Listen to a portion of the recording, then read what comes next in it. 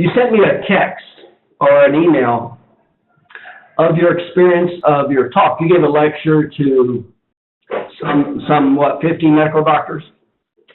Yes, sir. It was a Filipino Medical Association. I had some contacts, and I was invited to be a guest speaker, and I got an hour. Okay, let me ask you this. So the end result, tell me the end result, and then let's walk through some of the specifics. Is that okay? That's fine. I'll just answer your question. Okay, so what was the end result? You texted me at the end, basically, and said you blew them away. So what did you mean by that? I had doctors getting business cards saying they were going to refer their injury patients to me, and I was invited to speak at another event. So you had a talk, and it was about 50 medical doctors? Yeah. Okay, so you talked to 50 medical doctors.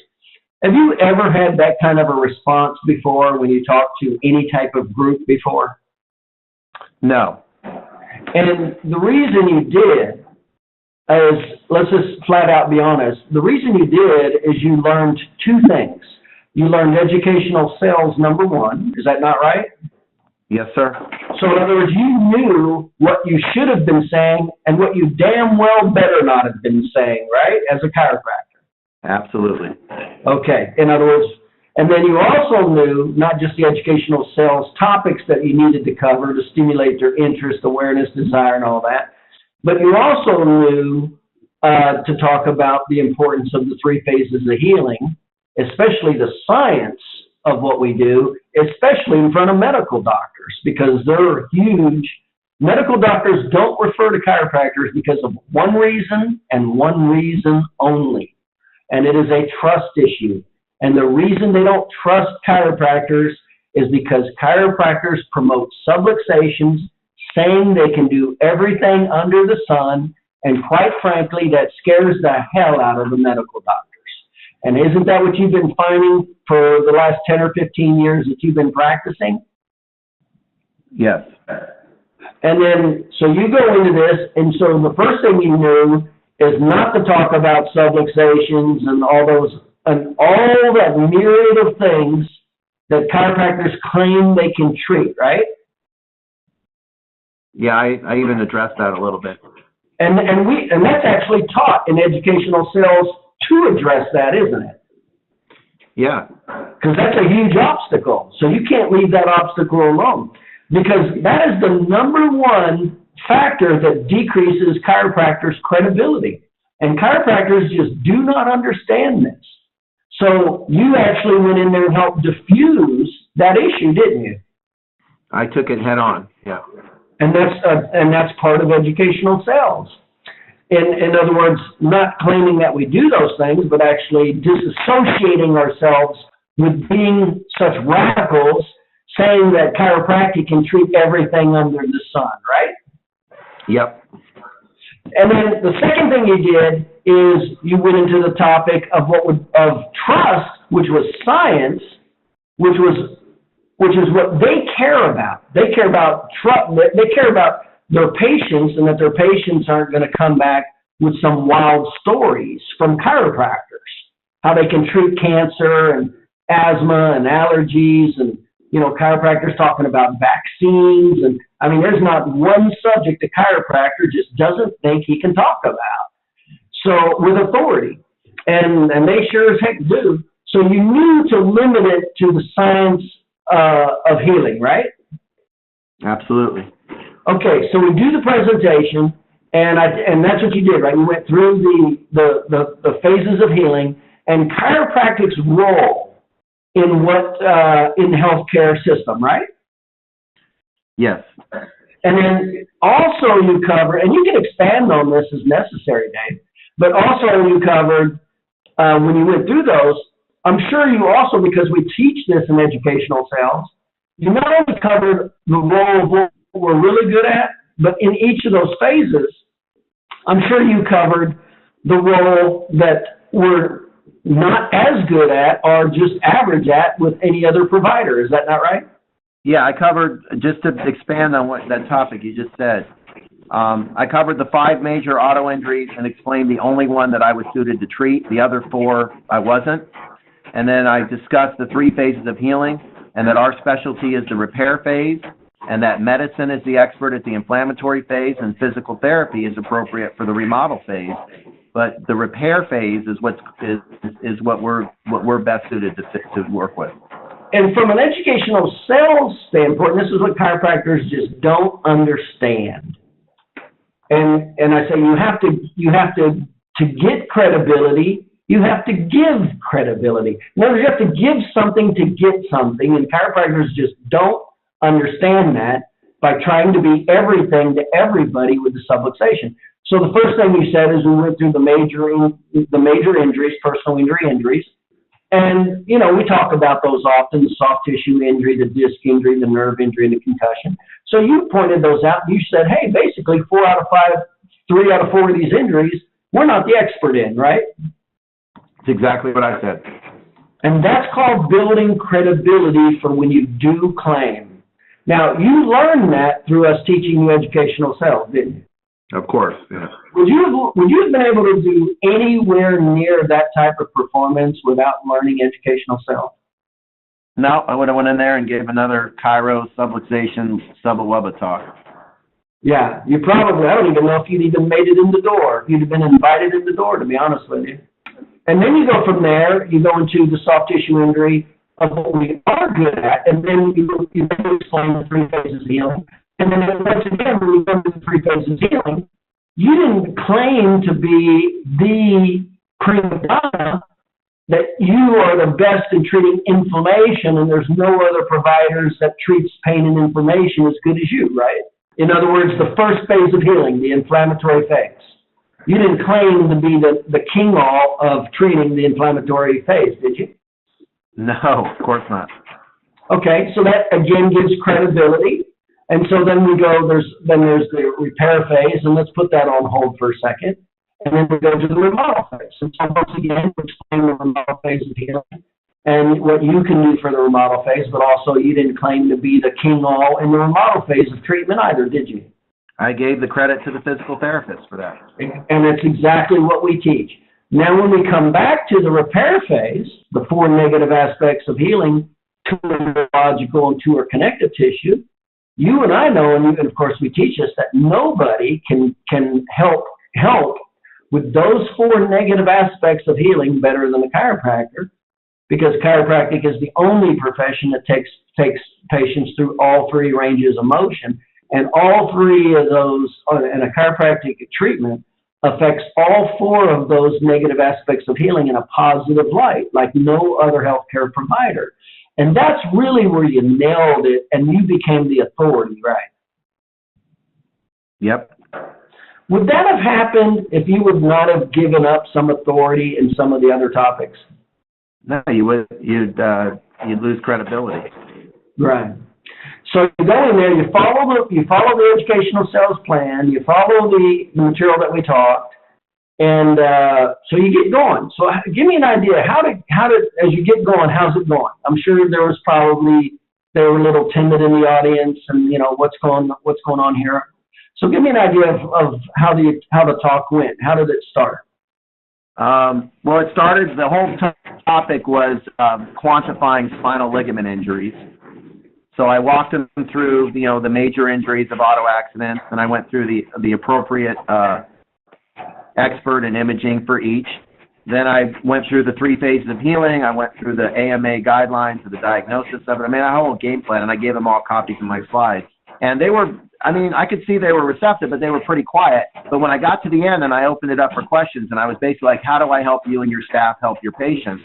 It was a little quiet at first, but once the first doctor asked a question, it was like we were going on for like 20 minutes with questions, and they were all very, can you help this? Can you help that? There was nothing negative. It was, or questioning. It was just, that they didn't realize about this test, and they just had some questions about it, and they were all like, can you help this?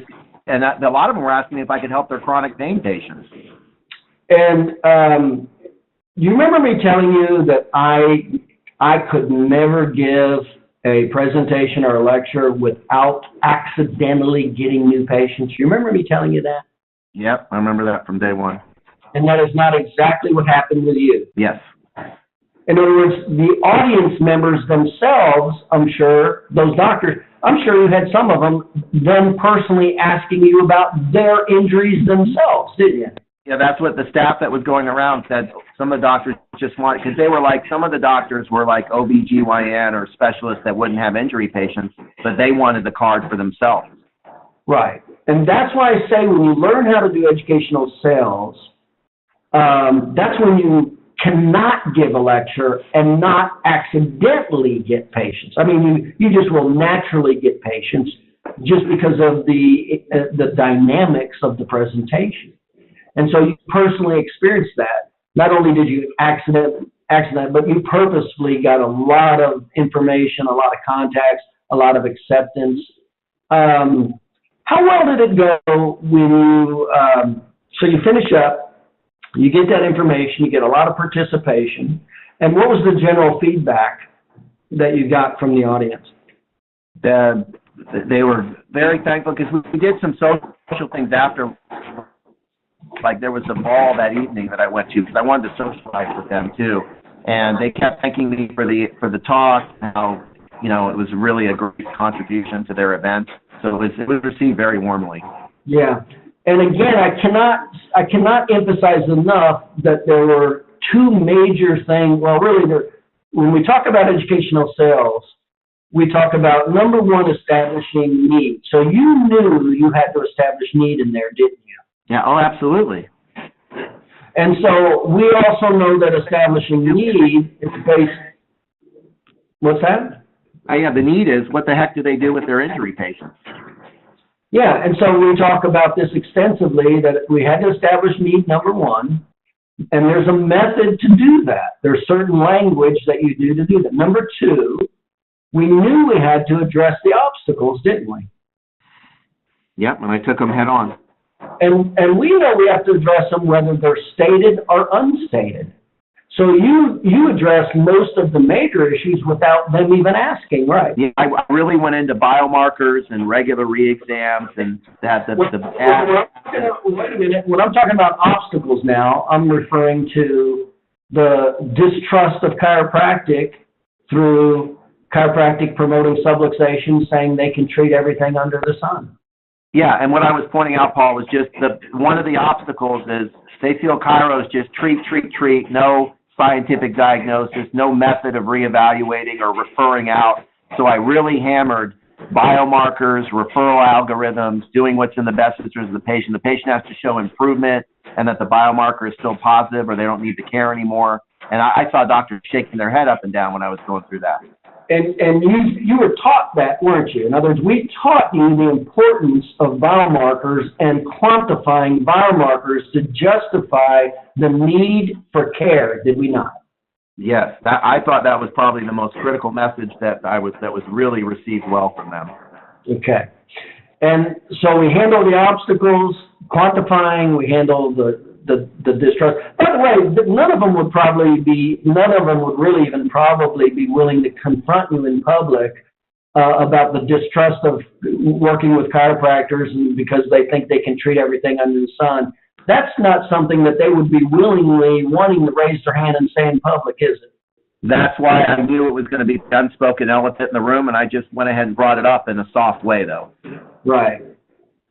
So we definitely handle that, and then so after we establish need, we go to the obstacles, and then we have to affect trust, and then we did that in multiple ways, and some of the biggest ways, some of the three major things that happened is number one is we established need, number one. Number two is we did not try to be everything to everybody, and that creates credibility. So when we do say what we do, we now have credibility for the narrow window that we're actually really good at. And that's what chiropractors don't understand. They're so afraid to say what they can't do or they're not good at because they think they're going to lose business. And they don't understand that they're losing a ton of business by not giving up some credibility in one area to gain immense credibility in another area. In other words, get a tremendous amount of business in another area. And they just don't understand that. Could you see that play out right in front of you? Yes, and I see it every day in my practice with patients too. Right. Okay, and so you end up, and of course now is the follow-up, right? Right, so you get great response, great sign, you establish need, you handle the obstacles, now Dave, could that have happened in an advertisement? No. Can you see why, Dave, I say you cannot use publicity or advertising to get referrals from medical doctors? Can you see why? Absolutely, it's impossible. You would not have been able to do that with advertising. You would not have been able to do that with publicity. It required educational sales, meaning you have to address the need, the obstacles, and the trust, all three components of a purchase, where advertising would only have affected the obstacles and trust. Can you see how that would not have went well if you would have only addressed the obstacles and trust and you would have not established need? Can you see how that would not have went very well? Need is the foundation of why people are going to do anything. And can you see if you did not know how to do that, that lecture would not have gone very well at all if you did not know how to establish need in that audience. Yes. That's the importance of all of these things that we talk about. Okay, would you like to add anything to it? So it sounds like it went really well. Would you like to add anything to it? No, everything you just asked me was the key points. So yeah, it was establishing need, building trust, and hitting them with the science, telling them in fact, with medical doctors, I think you told me this, 80% of what I should be telling them is what I don't do. And then I just hammer in on what I do. And that's because, and I say those medical doctors, that profession specifically, the number one reason they don't refer to chiropractors is not because of need, it's not because of the obstacles. The number one reason is the mass confusion and distrust. And that's why trust has to be really, really explained well. And because of that, Paul, I'm crystal clear. I'm like, I know we can help with disc or neuropathy. I say no. I say I'm only treating the spinal ligament injury. I would refer that out to an orthopedic. I'd send that to a neurologist. That's the way I am with them. And you do that because of educational sales, right? Yeah. And what kind of credibility and how did they position? When you said that, was that not music to their ears? Yes.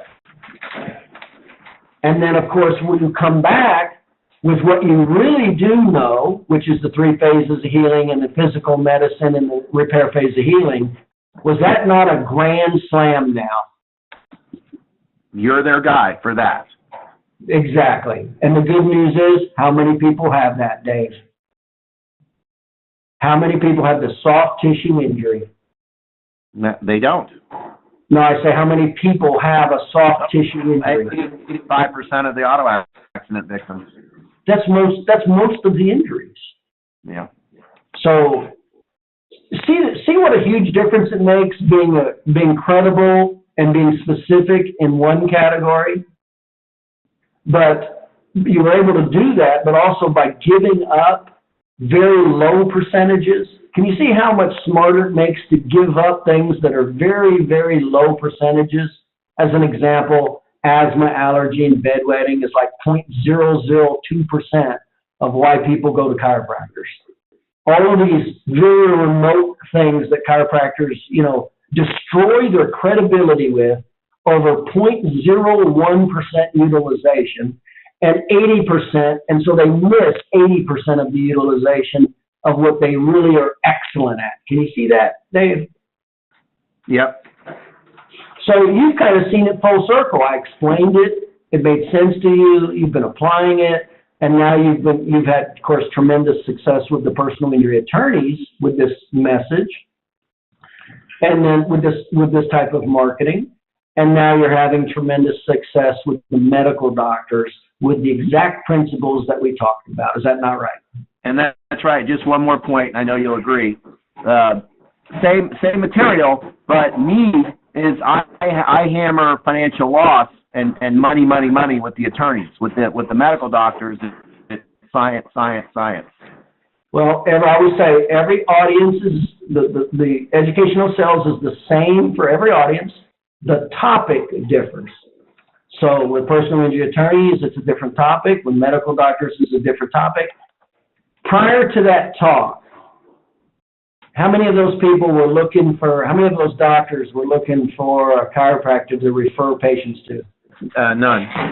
And can you see how many times have I said, publicity and advertising would not have worked, and it doesn't work for specific reasons, but because you know educational sales and you're able to do educational sales, how much potential business did you just create out of that one lecture day?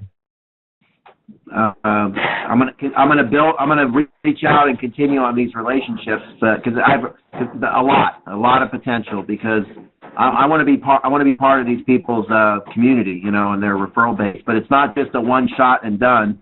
They're gonna hear follow up from me, educate. You know, I'm even thinking about creating an educational email newsletter to medical doctors that I've exposed to. But the point is that none of those doctors were looking for you, and because you did educational sales, now you created a demand, did you not?